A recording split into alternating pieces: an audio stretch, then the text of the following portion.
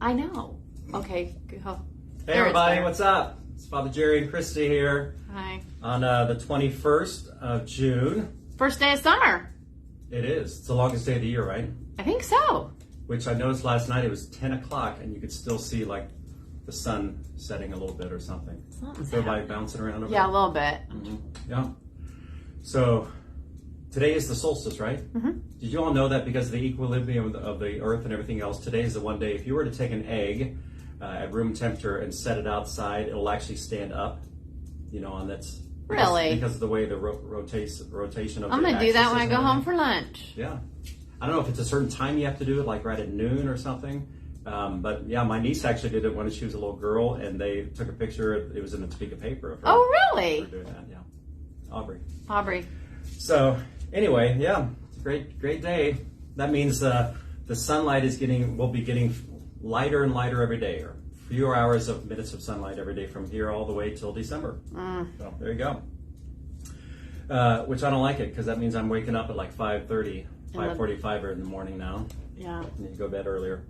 So hope everybody's having a good summer. It's hot out, of course. It's going to be really hot next I need week. to text my sister. She lives down by Austin, and they're like having 115, 120 It's degrees. supposed to be like 103 here next week. Yeah, and actually the family I was just met with, two of them live down by Dallas. And they're saying, wow. yeah, quite hot. So yeah, we had a nice little staff retreat day yesterday, a day away to kind of plan, to talk about how we can collaborate, communicate. What was the other C? Collaborate, communicate. I don't know. What was the third one? In Christ or something like that. Yeah. Really made an impression on us, though. It was really good. Don't know what It it was. was really good, actually. It really was. It's always good. We can always learn how to better communicate with people in general in our world today. And so, a couple things that I would like to communicate with you about here, members of Corpus Christi, and just in general. But specifically for Corpus Christi members, Christi actually is going to be kind of heading, we're making a transition into a whole new data system here. So we've used PDS as most parishes do for years. It's just not good. And especially after many years when a lot of people are trying to put data into a system, if it's not done the same way, then it's harder and harder to use reporting and all this stuff. So we're making a big switch here at Corpus Christi to a system called Parish Stack. And it's going to do everything for us, from data to all of our financials and everything else. So actually, I'm just going to read from my notes here. So the new system we're using, which is part of Parish Stack, is PushPay. So PushPay is it's a new partnership that we have that will make your online giving experience even better.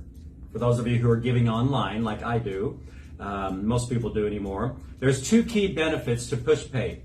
One is we're streamlining our giving processes into one platform. So we were using a lot of different things here at Corpus Christi. We use WeShare. A lot of people were doing automatic transitions, from their bank or ACH deposits and everything. So our accounting office and everybody, we were using a lot of different stuff. So this is going to combine it all into one. The other thing is that it's going to give every one of you, our members, direct access. So you're going to be even more in control of this stuff. Because for instance, before, like if somebody wanted automatically to deduct from their checking account, they'd have to send us the whole thing about their, whatever those things are called on the checks. The routing number and the things. account number and all that. Yeah. We won't need that anymore. We don't have to do it. You will do it. So that means if you want to, every month when you want to make a change to give us even more money, then that would be great. You can do that yourself rather than us having to do it. It helps protect your privacy because it's all in your hands now. And a lot of other organizations have been doing this anyway. And they can look stuff up. If you're not sure, did I do that? Did I set that up? Yeah. You can go and look. Or how much have I given so far? I pledged $1,000. How much have I given so far? You can go look that up without having to call the office, go to accounting, that type of thing. It's a lot faster and easier. You will establish what they call your own personal portal. So you'll have your own thing in there. You can do as much as you want with it. Recurring gifts. You can have your own receipts when it comes to tax time or whatever. You can print that all off at home, or we can do it for you, of course. So going forward, all new and existing gifts made to Corpus Christi will be processed through PushPay. Okay, so anybody new, and then all the recurring ones, we're all going to go in that. So those of you who are already set up for recurring gifts like I am, you should have received an email from me earlier this week. Not from me, from John Dahlstrand or our accounting office. You. Oh, from me personally?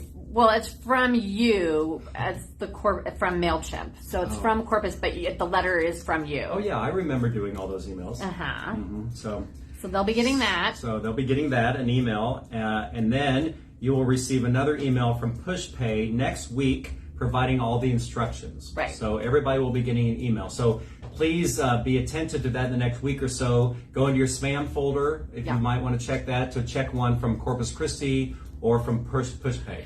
It'll be the one you get next week is PushPay, and it is legit. And you can still call us to say, is this legit? But it is going to be legit, but it is not coming from Corpus Christi. Once you open it, you'll see our logo and you'll see our stuff. Like you'll be able to see our funds and those kinds of things. But it's coming from PushPay, not from Corpus. PushPay. Okay, very good. Obviously, Christy knows all this because it's in the bulletin this weekend, too. It's in the bulletin, but I've been in the meetings. You've been in the meetings, yes. I'm part 2 of this. That's right, yeah. This is part 1. See, obviously, I haven't been in those meetings, so that's why Christy's here to help us with that. And I'm reading my notes. So if you are not currently a recurring giver or you want to make a one-time donation now, we invite you to set that up through our website. So you can go to our website, click on support at the top, and that'll give you all the directions. So thank you, everybody, for your patience with that. It's going to be a process, and we'll help you with that, too. So if you have any questions, call our accounting office or John Dahlstrand or maybe Christy, but go to the accounting office first because they're the ones to handle all the funny money parts or the money parts. So there's that. Second thing I want to talk to everybody about is Sean, our Director of Music and Liturgy. We have sent everybody in our parish a survey to be done online, basically asking you if we were to bring back the distribution of the cup at Masses, so being able to receive the precious blood at Mass, would you receive from the precious blood? So again, remember more than 3 or 4 years ago, we were all doing this in our parishes. So we would have the cup distributed at Masses as well as the body, the host. Some parishes are bringing it back. It is an option. It's a preferred option according to you as bishops that you would receive under both species because it's more of a fullness of the symbol of the body and blood of Jesus, right? Corpus Christi. But here's the deal. We need to know if you feel comfortable doing it because obviously you're receiving from a cup wherever other people have received, even though we do purify each time. So we need to know if you would be receiving from the cup because if a lot of people are saying they're not quite ready for that yet, maybe we won't do it. The other part of that is we need more people here to help us to do that. So, I think we have maybe 70 people right now signed up to be extraordinary ministers of communion. We would need a lot more because basically at every Mass here on the weekend, we would need anywhere from 5 to 7 people helping us with communion. So right now we only need 1 to 3. So we're going to need more people. And honestly, right now we've done a poll of our current liturgical ministers who want to help with communion. And probably a third of them are saying they don't feel comfortable. Reason being is because we always want to protect the precious body and blood. So after you've distributed the cup to everybody in the whole community, you need to consume what's left over there. We don't, of course, throw Jesus down the sink or anything like that. So it has to be consumed. Jesus needs to be consumed. A lot of people don't feel comfortable consuming what's left over in the cup for health reasons, of course. So anyway, please fill out the poll that we're sending you, letting us know if you would be receiving from the cup if and when we bring that back.